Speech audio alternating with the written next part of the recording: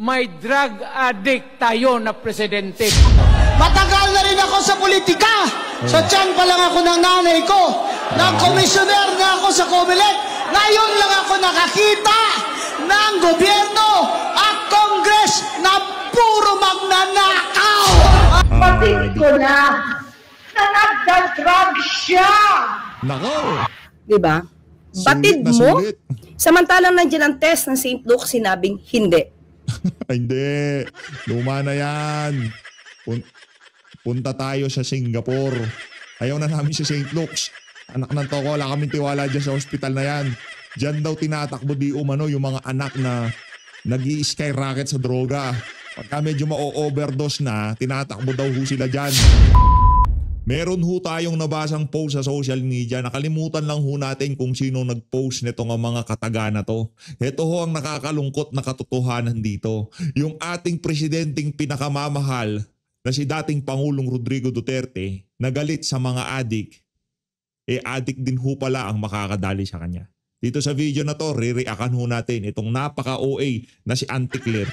Daig pa ho yung mga kamag-anak nitong si Marcos Jr. kung makapag-react doon sa mga sinabi nitong si Senator Amy Marcos. Palakpakan ho muna natin itong si Senator Amy. Mga kababayan, noon hong ginawan ho natin na reaction video, yung video na yon itong si Senator Amy Marcos na kung saan ilinahad ho niya yung pagiging bangag ng kanyang kapatid, hindi pa ho natin napanood, hindi ho natin alam kung anong sasabihin niya doon sa video na yon. Kaya ganun ho ang ating opening salvo doon sa ating video na yon. Pero bago ho dyan mga kababayan, huwag niyo hong kakalimutan isang like at isang subscribe. Masaya na ho tayo dyan at sa mga gusto sumali sa ating community, yung join button nandyan lang ho sa baba. Meron ho kasi mga nagko-komento na keso nagsalita na daw ho ng gano'n itong si Senator Amy, bakit galit pa rin daw ho tayo sa kanya? Hindi ho tayo galit sa kanya. Ika nga, di pa ho natin narinig. Noong umpisa ng video, siyempre galit tayo dyan. Anak ng tokwa, mangga yan eh. Pero nung narinig ho natin yung kanyang mga sinabi, kahit pa paano, naibsyan ho yung galit natin dito kay Amy Mangga. Matagal na hong overdue. Ang mga litanya na yan itong si Amy Marcos. Matagal na hong panawagan niya ng sambayan ng Pilipino. Ngayon hong mga panahon na to, kahit papaano naibsan yung galit ng sambayanan dito kay Amy Marcos. Ayun na nga mga kababayan, umpisahan ho natin ang ating talakayan dito kay Auntie Claire na kung saan marami hong nakapuna sa social media dahil pagkatapos, disentimanong pagkatapos ng speech nitong si Amy Marcos diyan sa INC rally, dali-dali ho siyang nag-live para sagutin punto por punto yung mga punto de vista nitong si Senator Amy Marcos. Una sa lahat, Auntie Claire, hindi ka kaano-ano. Bayad ka lang, kaya mo sinasabi yan. Pero ang totoo niyan mga kababayan, alam nitong si Senator Amy, magkasama hong lumaki ang dalawa na yan. Alam noho ni Amy Marcos kung ano ho yaang libangan ng ating presidenteng bangag nung kanilang kabataan. Ito na ho, si Auntie Claire. Pakinggan ho natin ang kanyang mga punto de vista. Game! Yes, hello everyone. Welcome back to my YouTube channel, Batas with Atty. Claire Castro. Batas with Atty. Claire. Kalma ka lang. Parang naririnig. Yan sinasabi ko sa'yo, kalmahan mo lang, mamaya sasalansanin ka nitong si Atty. Rowena. Gusto ko lang take up into mga ka-clear, itong bagong balita na si Senator Amy mismo ay nagsabi na di umano patungkol sa paggamit ng illegal na droga ng ating Pangulo. This is definitely a desperate move. Wow. Ang pinag-uusapan sa peaceful rally ay patungkol sa di umanong korupsyon. Yan. Ano ang dahilan ni Senator Amy para ang sarili niyang kapatid ay siraan niya? Lahat ng dahilan na kay Amy Marcos para sabihin ang katotohanan. Auntie Claire, ibang usapan yung paninira, intriga versus doon sa ika nga sinasabi nitong si Amy Marcos at nakikita natin ang resulta. Ang resulta ng pagiging bangag nitong si Marcos ay ang trabahong nakikita ng sambayan ng Pilipino ngayong mga panahon na to. Kaliwat ka ng korupsyon, napakaraming napapahamak ng mga inosenteng tao dahil sa pagnanakaw ng kanyang pamahalaan, tinitake advantage siya o gusto niya rin. Wala ho tayong pakialam dyan. Ang punto dito, lahat ho ng nangyayari ngayon sa ating bansa, kahit sa anong aspeto ng pamumuno nitong si Marcos Jr. pagdating sa illegal na droga, korupsyon o kung ano pa man yan, dahil ho yan sa hindi niya maayos na kaisipan, dala ng paggamit ng illegal na droga base dito kay Senator Amy Marcos. Adik yung amo mo, madam. Base dito kay Senator Amy Marcos. Alam naman natin na nagkaroon na ng drug test. Nakananto ko, tagal na yan Pambihira ka talaga, oo. Kailan po ba yung drug test na yan? Noon pang 2020 yata yan 2021. Bago eleksyon yan, bago eleksyon. Move on ka na, madam. Magte-2026 na tayo, Anak ng Petrang Garapata. Ang daming nagbagong drugista nung panahon ni Tatay Digong, ha? Tapos nung pumasok ng administrasyon na to, nagdroga sila ulit. Kaya wag mo kaming ibibidahan ng nagpa-drug test na siya nung bago eleksyon. Pinatunayan na niya na malinis siya. Madam, yaang mga ganyan, pagka nagkaroon ng pagkakataon, babatak yung mga yan. Kaya base dito kay Amy Marcos, sabi ni Amy, adik daw yung amo mo. Nung pangbago mangampanya ang ating Pangulo. Bago mangampanya. Gusto ko pong ipakita sa inyo para po maalala niyo muli. Pakita mo, madam, punto kung sasagutin yan, ipapamukha ko yung kabalintunahan ng mga argumento mo. Pagpalagay na natin, bigyan na kita ng benefit of the doubt, kaya siya inubligang magpa-drug test kasi lahat ng tao noon iniisip na isa siyang bangag, isa siyang addict. Diba? Kaya siya napilitan. Ngayong naging presidente na siya, mantakin nyo mga kababayan, yung mga ordinaryong tao pagka nagdruga yan, tapos nag-rehab, after few weeks, after few months, after few years, bumabalik ho yung mga yan. Ang tanong, dyan ba sa resulta ng pagtatrabaho ng amo mo, Auntie Claire, sa tingin mo ba normal siya? Nasa tamang katinoan ba siya? Nagmamanifest lahat ng sinabi ni Amy Marcos sa kanya na-addict yung amo mo. Sige, pakita mo. So, bilis. Ito po. Ayan. November 25, 2021. Tagal na. Na may mga pagbintangan gumagamit di umano ng droga. Mismo. At that time, hindi. St. Luke's, dyan ba dyan ba nagpapababa ng taman yung isa sa mga anak ni Marcos Jr.? Di umano pagka high na high siya sa droga. Di umano, kaya pala mayat maya merong chopper dyan. Pagka daw nasobrahan sa droga, dyan daw siya tinatakbo. Di ba mayat maya merong helicopter dyan sa sa taas ng St. Luke's. Di umano, isa daw yan sa anak nitong si Marcos Jr. Pagka nag-i-skyrocket yung tama niya, dinadala siya dyan para pababain. Hindi natin alam kung sino sa kanila, di ba? Hindi natin papangalanan kasi nabasa rin lang naman natin yan.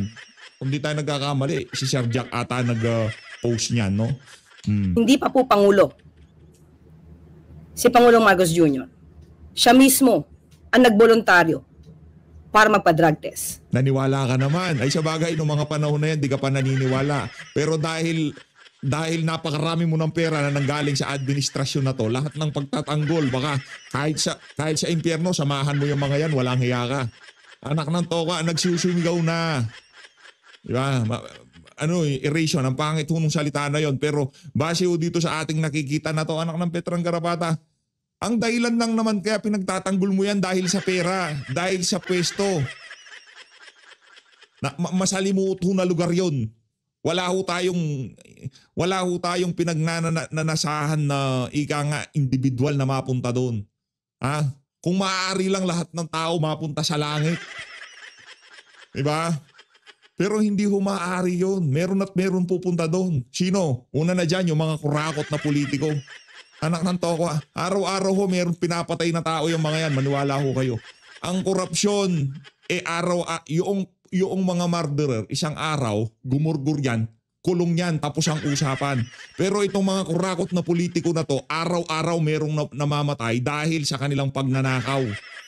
Yung dapat na Pilipino makainom ng gamot, yung mga dapat na pondo na pambili sa gamot, ninanakaw pa rin ho itong mga walang yung politiko na to. Yung mga kababayan natin na dapat nasasalba pagka panahon ng kalamidad, hindi ho sila nasasalba dahil sa pagnanakaw nitong mga politiko na to. Ngayon kung tayo ho nasusuklam sa ginagawa ng mga mamamatay tao, gumugurgur kumikitil ng buhay, mas worse ho itong mga politiko na to. Dahil sa ginagawa ho nilang ika nga talagang kasakiman sa ating bansa. At sinasabi po sa drug test na to ay negative.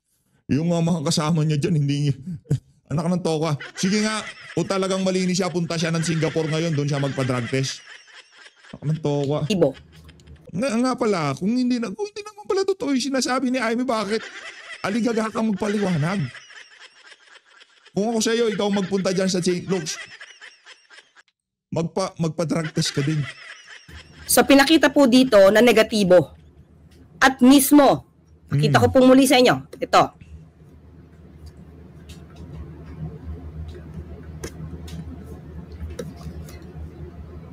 May 13, 2024, Bongbong Marcos tested negative for cocaine in 2021. Drug analyst. Tested negative for cocaine.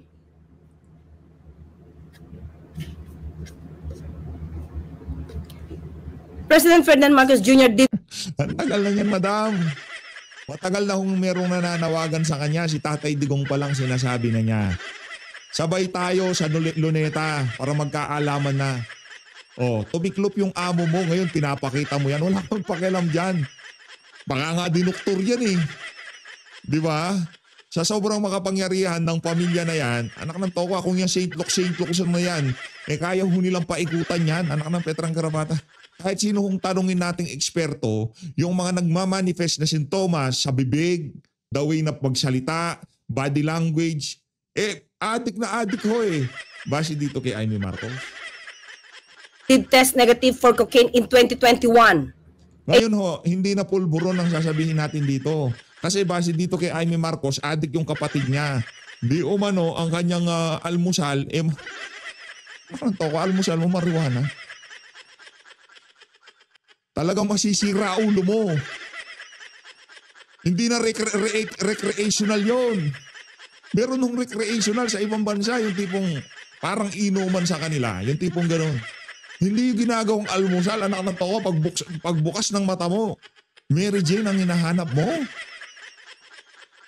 Pambihira, adik na adik ko mga kababayan. Base kay Amy Marcos. A drug analyst from St. Luke's Medical Center confirmed Monday. Kailan po ito ilabas? May 13, 2024. So ano ang dahilan ng desperadong galawan ni Senator Amy Marcos laban sa sarili niyang kapatid?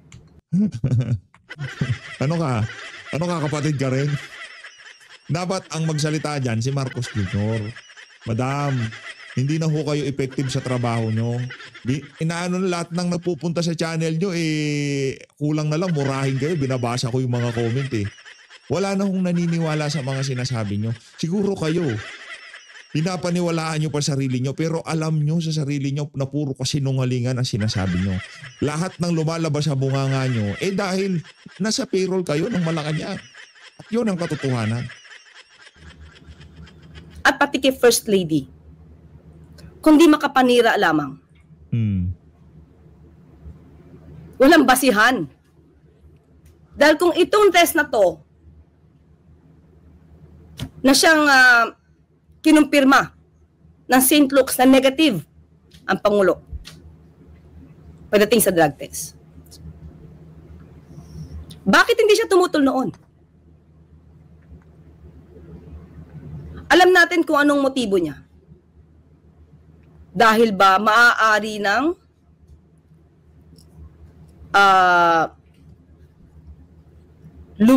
lumarga ang pag-iimbestiga tungkol sa korupsyon at maaaring tamaan na ang kanyang mga kaalyado.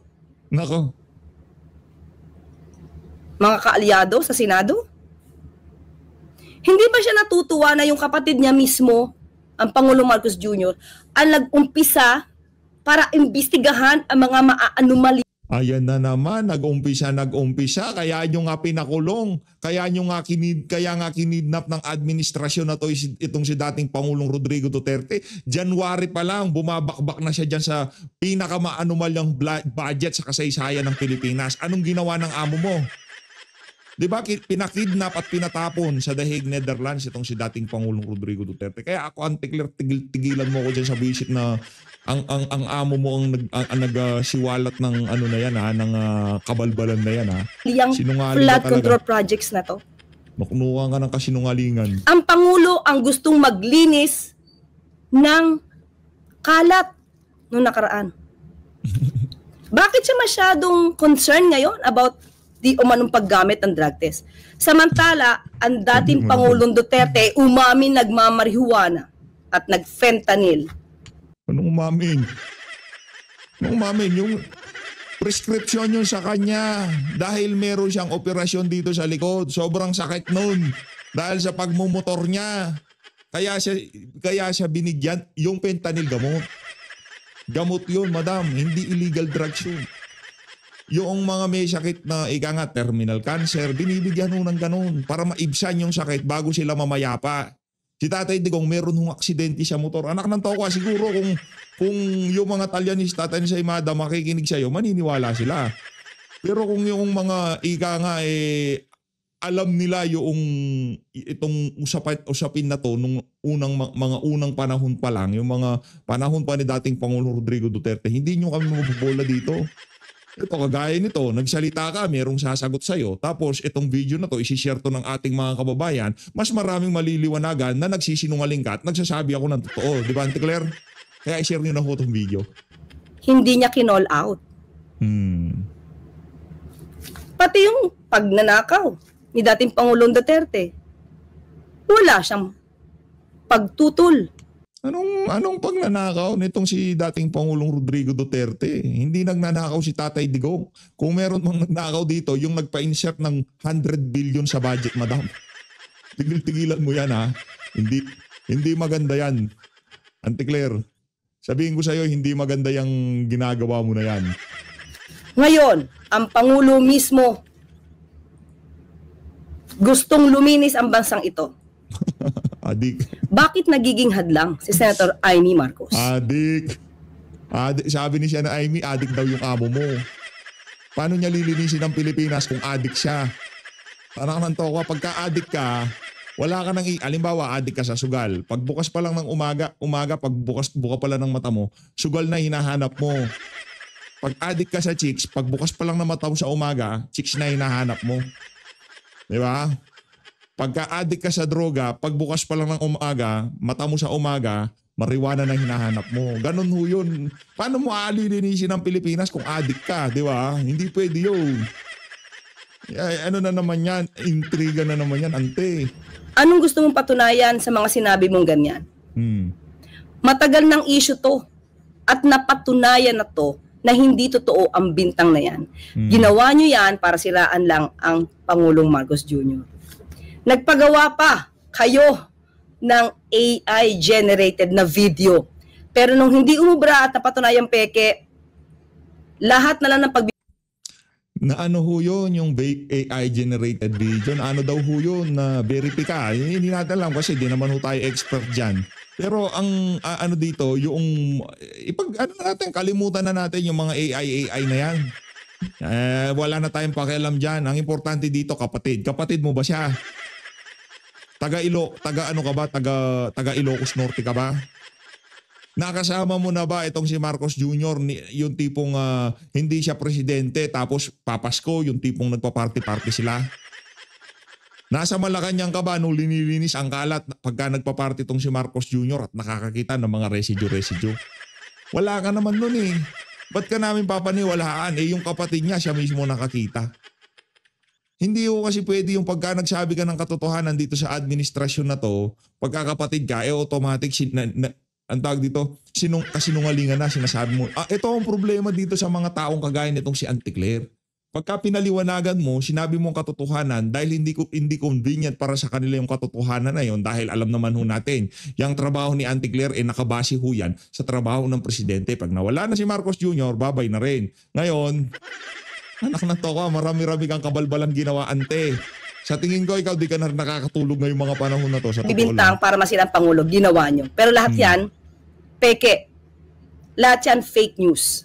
Oh. So, Senator Amy, Sana naman, maging makabayan ka. wala nang ika nga mas wala nang mas makabayan kay Amy Marcos. Ngayong oras na to ngayong oras lang na to. Ngayong ano na to, ngayong anong tawag dito, itong sitwasyon lang na to, hindi no mga nakalipas na panahon, baka sabihin niyo naman, di ba? Ngayong oras lang na to, ngayong pagkakataon lang na to, wala nang mas makabayan pa kay Amy Marcos. Yan ang sinasabi ko. Bakit? Kapatid niya ho yun. Pagka sinasabi niya, huwag niyong hintayin na banatan ko ang kapatid ko. Diba? Lagi niya hong sinasabi yun. Kasi mabigat ho talaga yung task na napilit nating inaatang sa kanyang balikat. Pero dapat ho niyang panindigan yung kailangan niyang tayuan yung mga bagay-bagay na yun. Kasi bakit? Siya ho ang nabumuo sa unit team. Siya ho ang nanligaw kay VP Sara para makitandem dito sa bangag, dito sa adik na presidente na to, base sa kanya. Diba? Siya ho ang kumumbinse dito kay VP Sara. Kaya kung itong si Senator Amy Marcos, siya ang ika nga tatapos sa kasamaan, sa kaadikan ng kanyang kapatid na ngayong mga panahon na to, dapat niya hong gawin yun. At dahil doon, dito sa pagkakataon na to, dito sa oras na to, dito sa sitwasyon na to, wala nang mas makabayan pa kaysa dito kay Amy Marcos Manga. Doon sa rally pero iba ho yung ika nga overall na pagiging makabayan dito sa era na to. Wala nang mas titindi diyan kung hindi itong si dating Pangulong Rodrigo Duterte, palakpakan. Wala nang mas titindi diyan. Wala nang mas titindi diyan kay Tatay Digong, anak ng toka. Ang binanggaho niyan mga oligarko. Para mailagay sa tama. Binanggaho niyan mga sindikato sa droga para maligtas ang ating mga kabataan. Wala nang mas magiging makabayan pa na kahit alam niya na magkakaproblema siya para sa kapakanan ng susunod na henerasyon, ginawa ho niya yung mga dapat gawin bilang presidente. Yun ho si dating Pangulong Rodrigo Duterte. Palakpakan ho natin itong si Tatay Digong. Wala nang mas lalampas pa sa magiging makabayan dito sa era na to kay dating Pangulong Rodrigo Duterte. Tumulong ka po sa pagpapaimbestigang ginagawa ng sarili niyong kapatid. Tulig sa inalahat ang mga korap. Huwag niyo pong kampihan. Huwag niyong itago. Hayaan natin magtrabaho ang Pangulong Marcos Jr. para masawata lahat itong korupsyon na ito.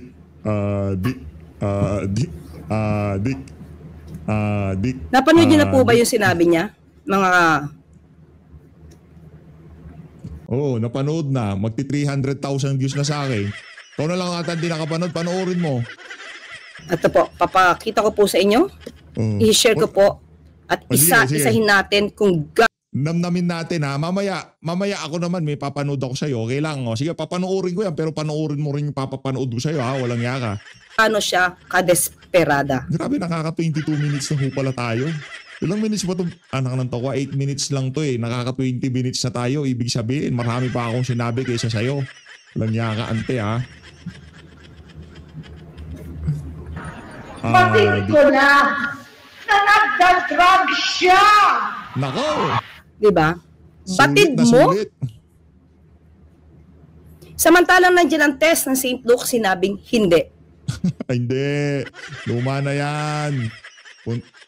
Punta tayo sa Singapore. Ayaw na namin si St. Luke's. Anak ng toko, wala kaming tiwala dyan sa hospital na yan. Diyan daw tinatakbo yung mga anak na nag-i-skyrocket sa droga. Pagka medyo ma-overdose na, tinatakbo daw sila dyan. So muli mga ka-clear, alam nyo yan. So alam natin to. Nakita natin. Medical certificate. Hospital ang nagpatunay na lahat ng binibintang na yan ay walang katotohanan. Muli, alam na natin kung saan gumagawi ang isang Senator Amy Marcos. Umpisa pa lang mga ka-clear. Umpisa pa lang noong January 2024. Yung first maisog rally, kasama niya ang Vice Presidente. Kung paano pastusin ng dating Pangulong Duterte ang Pangulo natin. Tumawa pa siya. Hindi siya tumutol. Alam niyang addict yung amo mo eh. Paano siya tututol? Addict nga yan. Ano to? Wala siyang naramdaman na hinanakit para sa kapatid niya. Ba't siya maghinanakit? Doon nga mga panahon na yun, nanahimik siya eh. Nanahimik siya. Ang napakahabang panahon. Bugbog sarado na si Amy Shaman. Brad, bugbog sarado na si Amy Shaman. Hindi siya nagsasalita, di niya siniraan ng kapatid niya. Ika nga, ito na yung sukdulan ng kasamaan na nangyari sa administrasyon niya. Itong napakalupit na nakawan. Anak ng toka, nagpa-insert ng 100 billion. Automatic 25 billion yung sa kanya doon pag nagkataon. Na yung integridad at pagkatao ay niyuyurakan harap-harapan.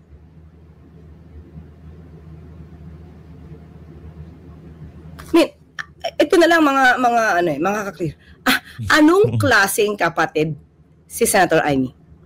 Siya yung kapatid na kahit na masakit para lamang maisalba ang kanyang kapatid, gagawin niya.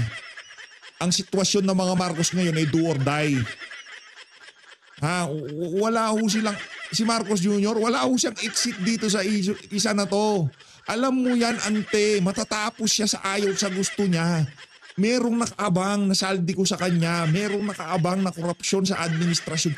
Wala siyang lusot dito sa isa na to. Ano yung pinakaika nga? Harmonious, peaceful, o kahit pa paano, meron dignidad na exit. Yung ginagawa na yan ni Amy, anak ng tokwa, kung sakaling mag-resign ngayon si Marcos Jr., sa ayaw sa gusto niya, mananagot siya. Una sa lahat, yung ginawa niya kay dating Pangulong Rodrigo Duterte, yung pag-kidnap na ginawa ng adik na presidente mo, ante. Pagbabayaran niya yon sa ayaw sa gusto niya.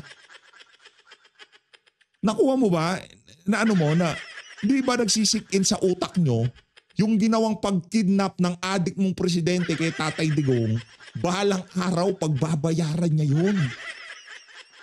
Hindi mapipigilan yon sa ayaw sa gusto niya, dadating yung oras na yun. Kuha mo. Kung hindi mo kuha, baka nakikijamming ka na rin sa kanila.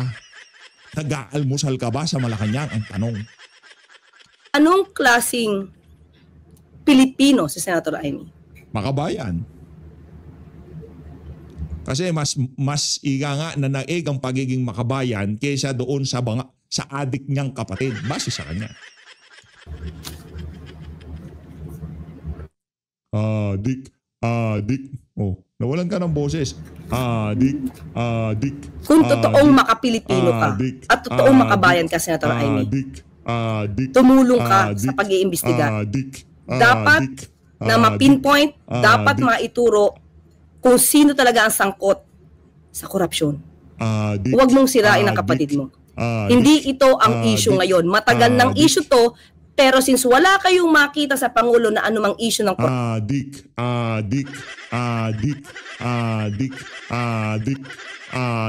korupsyon, kung saan nyo dinadala ang issue. Nakakahiya, Senator Amy. Nakakahiya. Okay, hanggang dyan na muna po. Okay na yun. Ito, pakinggan mo to Pakinggan mo to, ante Diyan ka lang, huwag kaalis ito. Ito, pakinggan mo to. May drug addict tayo na presidente. Palakpakan natin ito si dating Pangulong Rodrigo Duterte. Narinig mo yun, ante. Pakinggan mo to As early as anong year to. Hindi ko na alam kung anong month to. Alam ko ma-issue to 2024 2024 pa lang. Ang sinasabi ni Tatay Digong, eto na. Kasi sinabi ni Amy Marcos, nagmanikluhod siya kay dating Pangulong Rodrigo Duterte dahil lumutang. Nasa si ante, gusto ko siyang tinuturo-turo. Dahil lumutang ang pangalan ng adik mong boss sa listahan ng mga drug user. Base dito kay Amy Marcos. Noong panahon ni Tatay Digong. Kaya ito, napakalutong ng banat ni Tatay Digong dito, game siya pa. May drug addict tayo na presidente. Ante Claire, narinig mo yon? Para sa'yo yun, walang yaka. Dito na. Dahil inaway-away mo itong si Prof. Malu Tikiya kagabi, ha? Away-away mo si Prof. Malu, walang yakang hinayupak ka.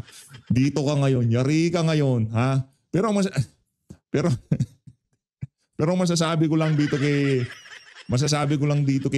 dito. Ay, nako. Wala ako doon. Meron ako nakitang larawan si Amy Marcos at itong si itong si Arcelino Lacson. Sino ba si Arcelino? Nawala ako doon. Ito para sa iyo, Auntie Claire. Itong si Attorney Rowena Guanzon. Game. Sa buhay na ito, matagal na rin ako sa politika. Sa tiyan pa lang ako ng nanay ko. Nang komisyoner na ako sa Comelec. Ngayon lang ako nakakita ng gobyerno at Congress na puro magnanakaw. Nako, matindi ho yan. Palakpakan ho muna natin. Opening salvo pa lang ho yun. Auntie Claire, narinig mo ba yon? Baka di mo narinig, ha? Ulitin ko. Mga kababayan, tayo ba ay nasa demokrasya? Paluna naman si PH. Anak ng toka. Auntie Claire, ha? Narinig mo yon? Narinig mo yung sinabi ni Tatay Digong? May drug addict tayong presidente. Dating Pangulong Rodrigo Duterte. Mamaya naman, itong si dating Senator Nikki Cositeng. Siya naman ang tanongin natin kung anong naaalala niya dito kay Marcos Jr., okay? O yung abang lang ho kayo, marami pang maglalabas ang ebidensya. Hindi lang ho dyan sa pagnanakaw nangyari dito sa administrasyon na to. Pati ho ang sa paggamit ng droga nitong si Marcos Jr. Abang lang ho kayo, marami pang lalabas. Ika nga itong si Amy Marcos, parang ano lang yan, parang spark plug. O ngayon gumagana na yung makina, dire-diretso na ho yan. Marami nang magtestimonya. Baka pati yung mga kajaming niya magsalita na rin. Uy, lagdami yun, di ka pa makakanta. Isa ka pa, lagdami yun, walang yaka. Pag natapos tong administrasyon na to, marami ka rin pananagutan na kailangang harapin. Hindi lang tong si Ante. Ako, naawa ko kay Ante. Auntie Claire, ihanda mo ng tumbong mo, walang yaka. Nayo ba ay sa malayang bayan? Namili ba tayo noong nakaraang eleksyon? Pero tama ba ang mga ginagawa nila sa ating bayan ngayon? Hindi tama, hindi tama, hindi tama, hindi tama, hindi tama, hindi tama.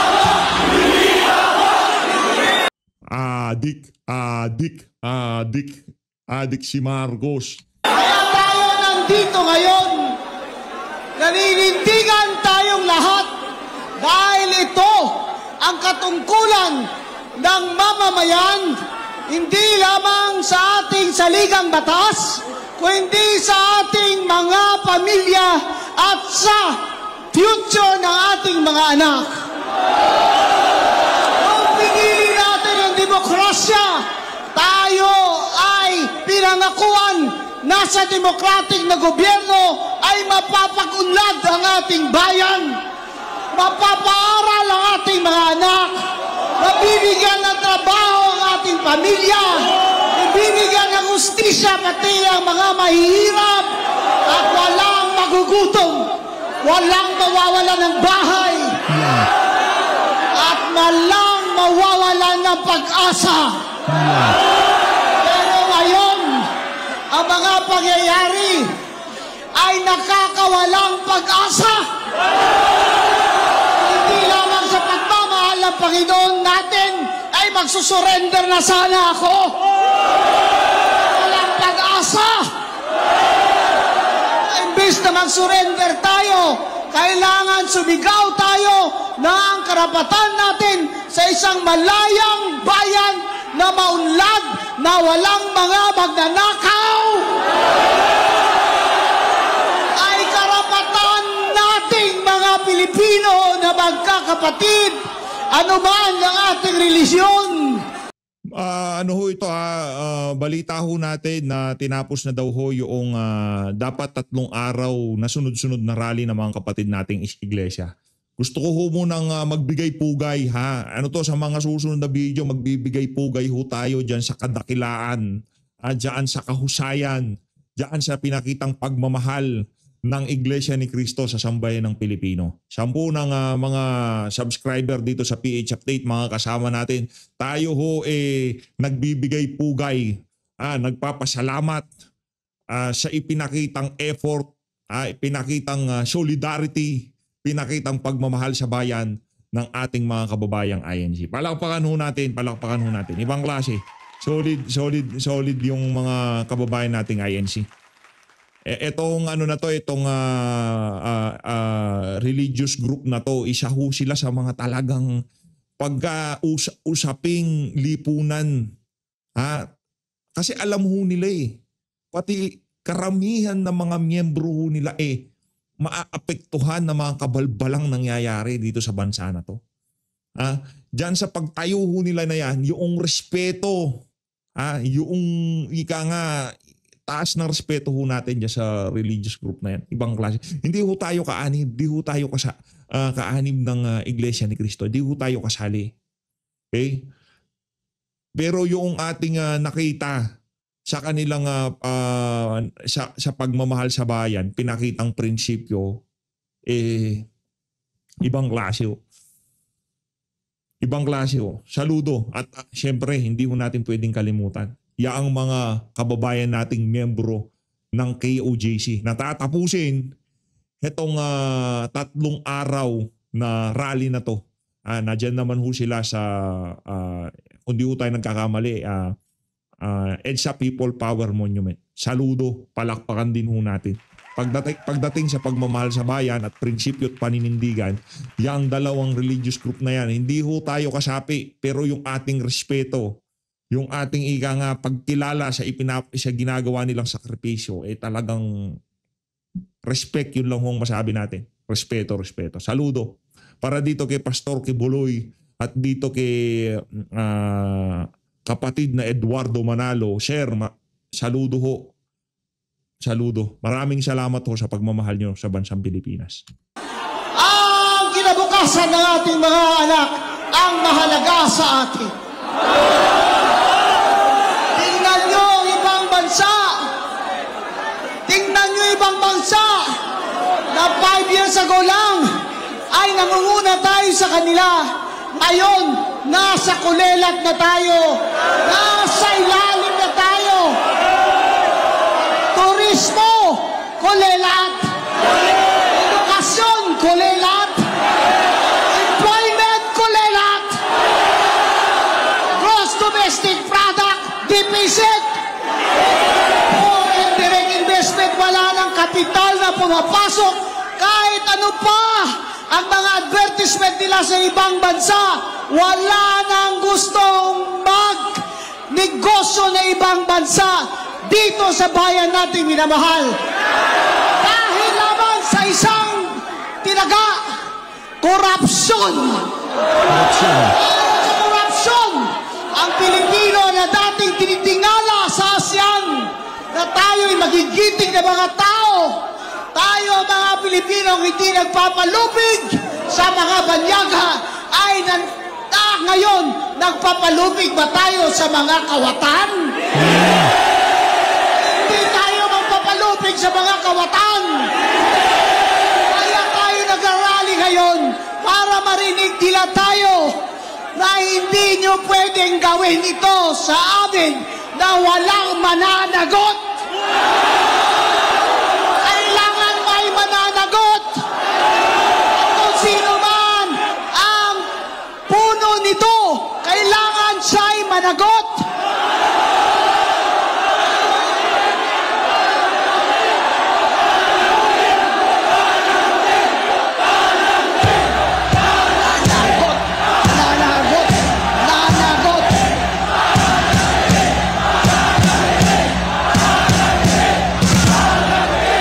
Matagal na ako dito sa buhay na ito. Matagal na rin ako sa politika.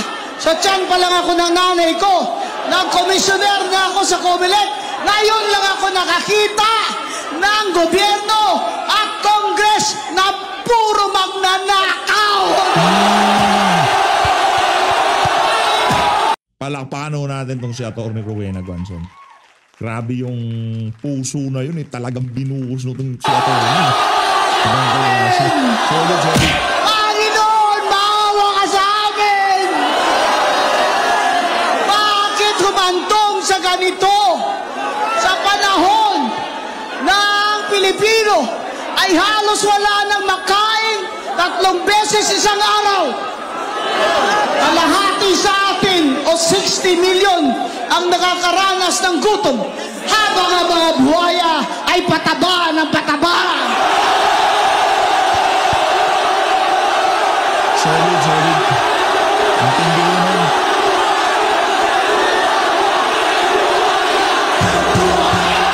Buhaya!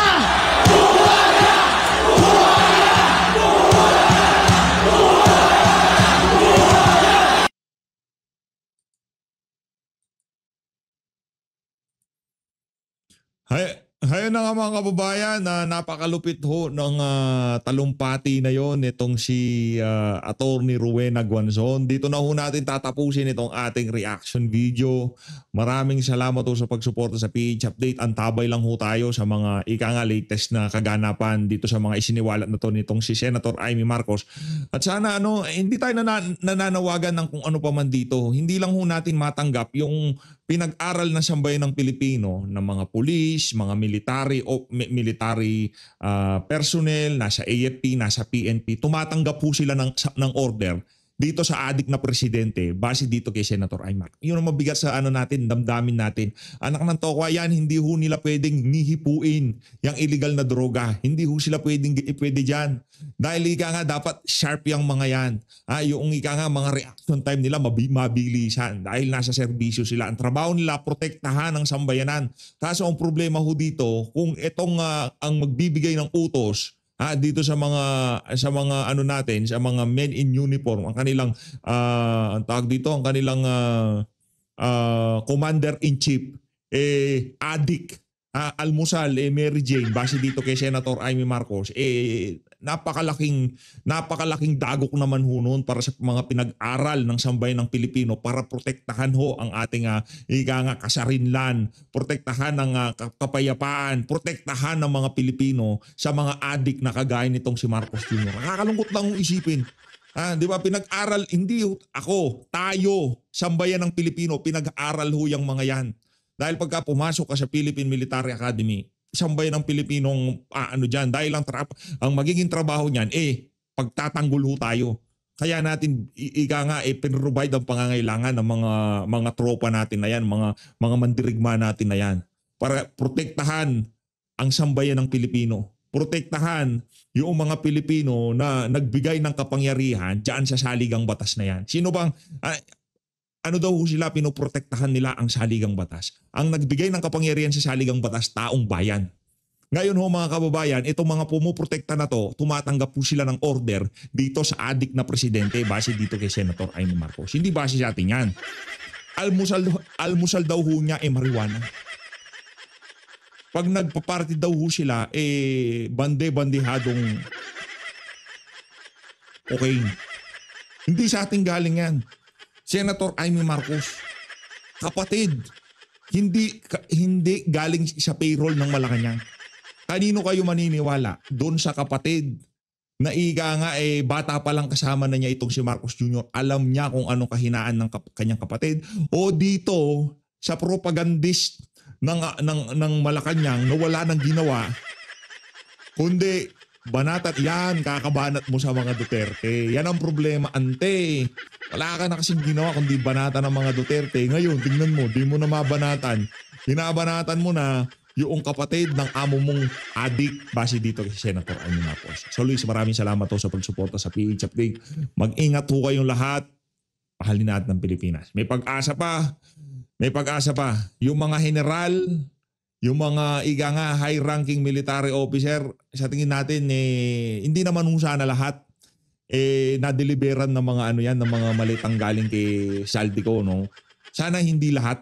Tayo buo ang ating paniniwala na marami dyan sa mga nasa military, bukas na ang kaisipan, At ika nga yung mga dapat na desisyonan ngayong mga panahon na to, kayo ho ang hinihintay na sambayan ng Pilipino. Nasa likod nyo ang sambayan ng Pilipino. Pagkatapos lahat ng kaguluhan, pagnanakaw, kaadikan na to, nasa likod nyo ang sambayan ng Pilipino. Ang kokontra lang sa inyo, yung mga Talyanista, Ensaymada, mga nasa payroll ng Malacanang, mga Pinklawan at Dilawan na hindi matanggap na si BP Sara ang papalit kay Marcos Jr. Pero majority ng mga Pilipino, walang bilang yung mga maiingay na yan. Pero yung sambayan ng Pilipino na nagmamahal sa tunay na pagbabago at makakapagbigay lamang yan, itong si Vice President Sara Duterte, nasa likod nyo ho sila. Hindi tayo naghihikain ng kung ano pa man. Meron ho tayong judgment call bawat isang individual. Kayo hong dumisisyon dyan. Hindi para ako hikayatin kayo kung ano pa man. Baka ma-inciting to sedition pa tayo dyan. Diba? Pilipino rin ho kayo. Diba? Trabaho niyong protektahan ang sambayan ng Pilipino sa mga adik na presidente. Mahalin ho natin ang Pilipinas.